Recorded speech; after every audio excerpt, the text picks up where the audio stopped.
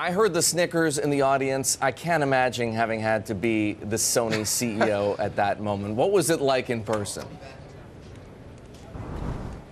It's tough. Actually, they had TV screens around the whole room, so you could see it not once, but everywhere, basically. But, Eric, the pressure is on for the TV makers to come out with better products every day.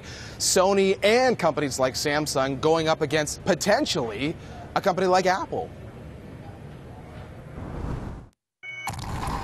At Samsung's kickoff to this year's CES, it was all about televisions. With our connected TVs, it means a whole range of content and services are at your fingertips on the biggest screen in the home. And when he says big, he's not kidding. A chalkboard like HD TV that's 85 inches, and if you want, available at up to 110 inches. Samsung's new TVs also let users stream content to Galaxy tablets and phones. Some models respond to voice commands and hand gestures, all to stay ahead of the competition.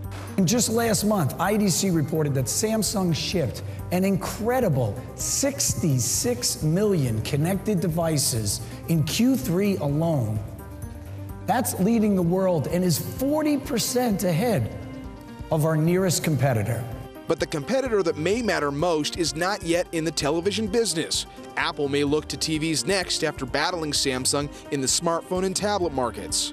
What do you think of a strategy for a company like Samsung? Well, Samsung is a very diversified company, and they're a good partner of ours, and we do a lot of great things together. For example, we just launched the first Windows 8 tablet with them here in the United States. If Apple does join Samsung in the TV wars, the winner could end up swimming in cash.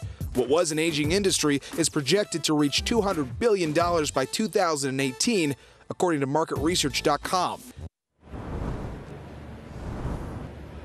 But there are a lot of big ifs, and we mentioned the numbers there. I mean, these TVs are not cheap. It's a great way for the TV makers to deliver some fatter profit margins if consumers want to buy, guys.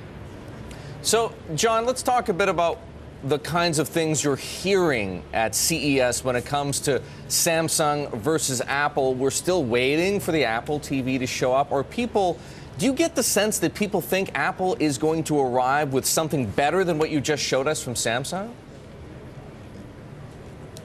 I think people have high expectations for Apple. They always do. I mean, one of the amazing things about this conference is even though Apple isn't here, you've got a huge area that is devoted just to Apple-related products. It's the elephant in the room, and I think that there are high expectations, and that's one of the reasons why we haven't seen Apple come to market yet with a product, because Tim Cook and the gang at Apple know that the expectations are so high, and they are high for Samsung. I think Samsung is a great example, though, because of the fact that this is a company that is playing in so many areas right now, and there is clearly an opportunity for them to stay on good terms with all the carriers. That is important. Stay on good terms with some of the other players out there like Microsoft, too. Let's not forget that Steve Ballmer was here, made a surprise appearance at CES to talk up their tablet and tablets that are fueled by their operating system. I think that is a huge opportunity.